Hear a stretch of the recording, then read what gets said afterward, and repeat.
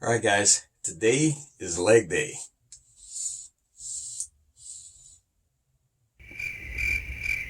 Okay.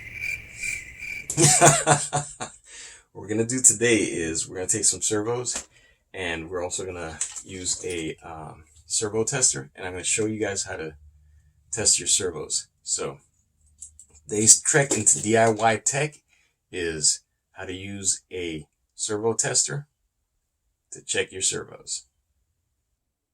All right, guys, the biggest reason we're doing this one today is because servos are they're used in RC models, right? So radio controlled models, but it's a really good way to get some motion into your robotics without having a separate motor controller, right? So you can control them the same way that you do when you're flying an RC plane or a any type of radio controlled device.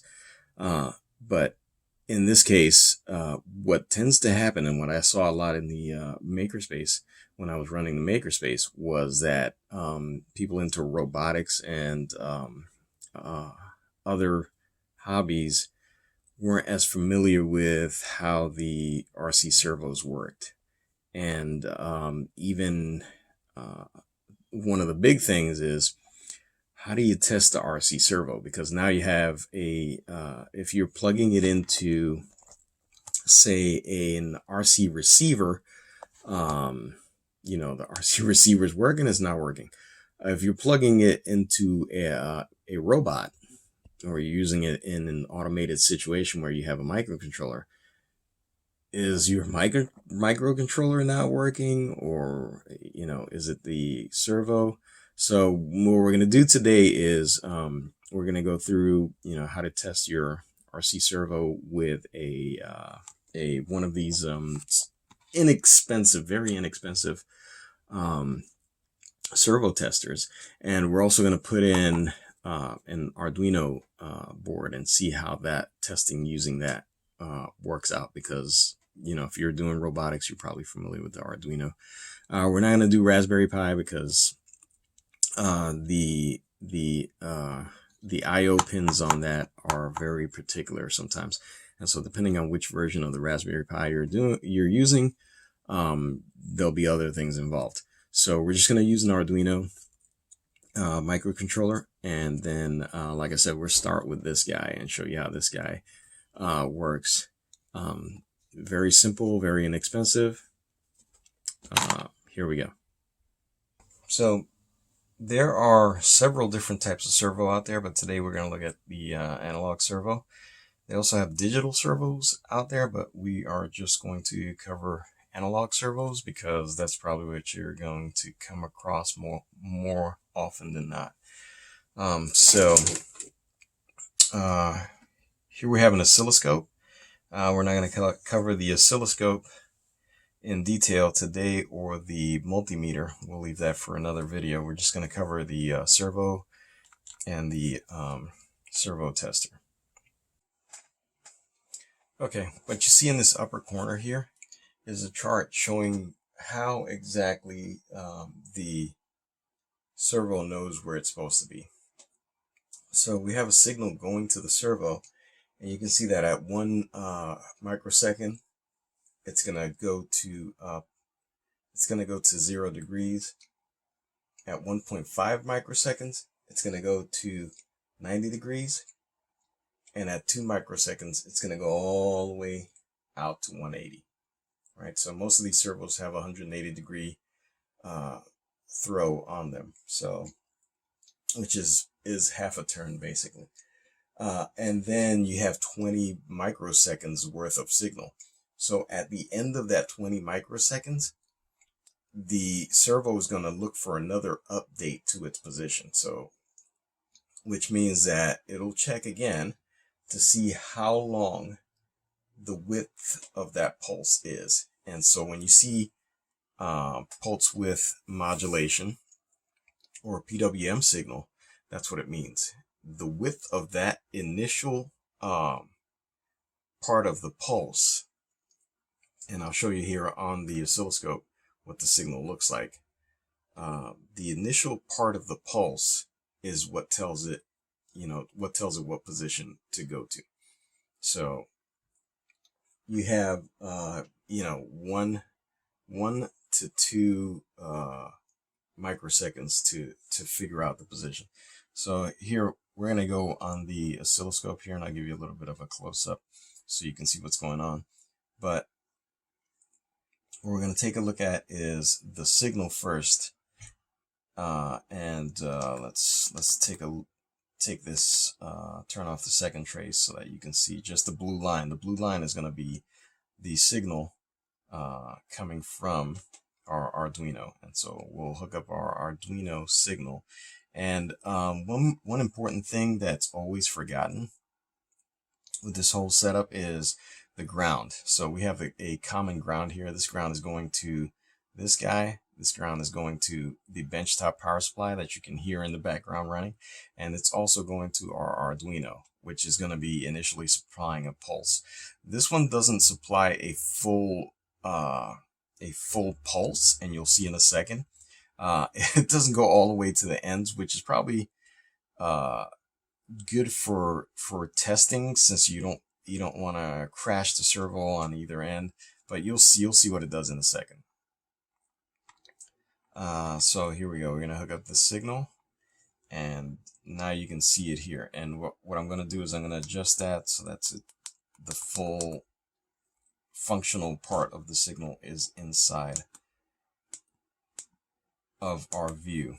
Okay, so that's voltage, and then we're gonna do the time scale. So now we should stop. There you go. So now you can see the full wave as it's going back and forth. So now what we're gonna do is we're gonna connect the signal to the servo and see what the servo does. So right now we're powering the servo. We're powering the servo through our BEC so that we don't have too much current coming out of there. But what we're going to do is we're going to plug this guy.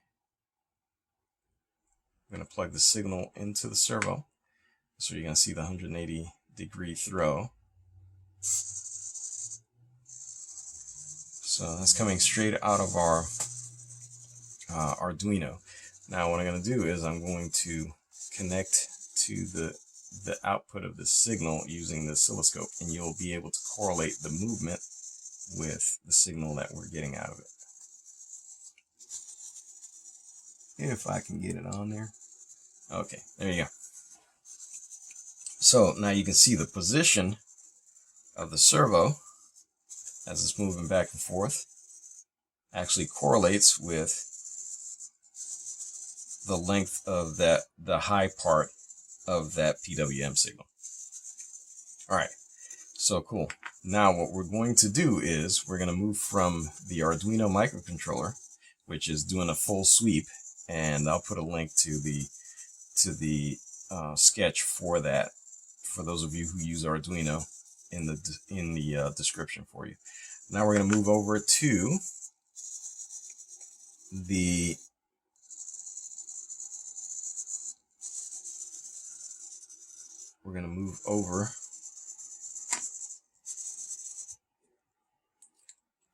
the tester. So now this is the tester plugged in, and I'm going to plug in our oscilloscope right to the tester. And so you have to be careful here. Make sure you get all your polarities straight. So here's our tester.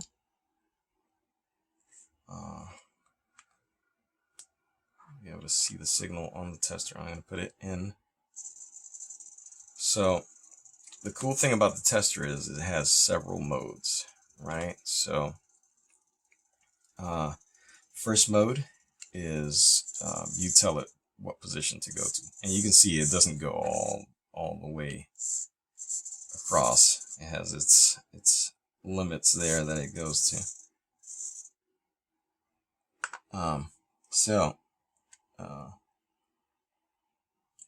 yeah, telling you not to get it wrong, and I did. I actually put it on the power side, not on the signal side. And you can tell white is signal. So you have white, signal, red, power, and the black, of course, is ground. So there you go. You can tell it what position to sit at. Second mode should be centered. Neutral, it says on the controller. And the last one is sweep. So it does the same function as the Arduino does. And you can see here that is also tracking. The signal is also tracking. So there you go. It's as easy as that. And what you can do is, by plugging this in, you can tell whether it's your robot or it's this guy causing the trouble. Good thing also is your multimeter, right? So you can check to see if you've got enough power coming out. And we're not going to go through that in this video, like I said. But good thing to have. Multimeter, if you can get one of these are about $80 the last time, I think. I'll put a link in the description to both of these so you can check those out.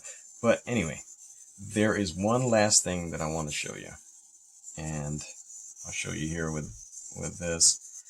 No, let's leave that plugged in. That'll be cool.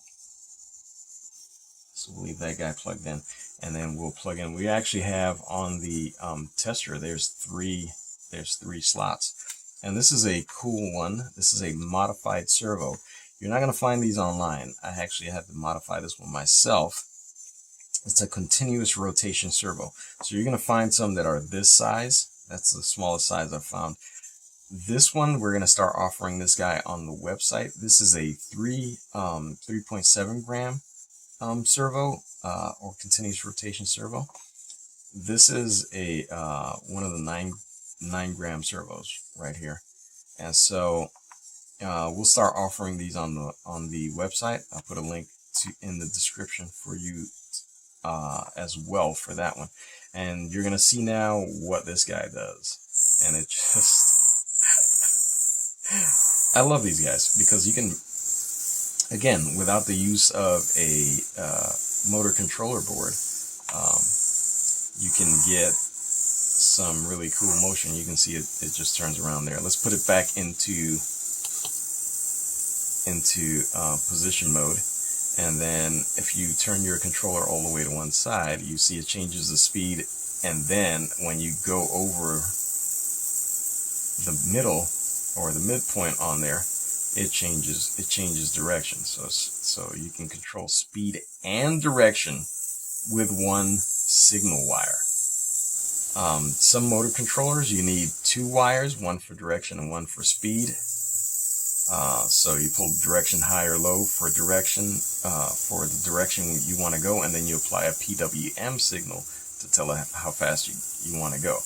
But in this case, we can use just one signal wire to control direction and speed, and your microcontroller handles the rest. And you can also calibrate these, right, in your software. So if you want to match up, say for example, you want to drive a motor or a robot forward,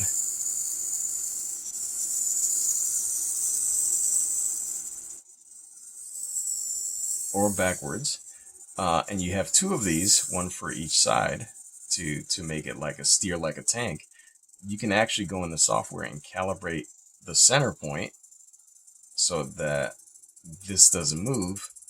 And you can also calibrate how where the speed is. So you can set a variable in there to affect how fast or what the scale is on each motor independently. So you can calibrate both motors to move at the same speed in the software. So anyway, that's how all of that works.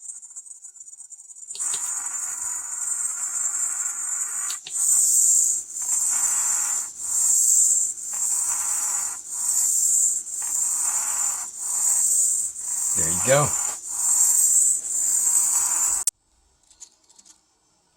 Up, down, Damn. Anyway, there you go. That's what this whole thing was about. Using this guy to get this guy back in shape, right? So this is upcoming project. I figured I'd give you guys a little tutorial on using servo testers. Alright guys, I hope that helps some of you out there, and hope you enjoyed it as much as I did making it. If you like these videos, you know, like, subscribe, share, and we also have a Patreon going on. So if you guys want to support us that way, I'll put the link in the description. And hey, see you in the next video.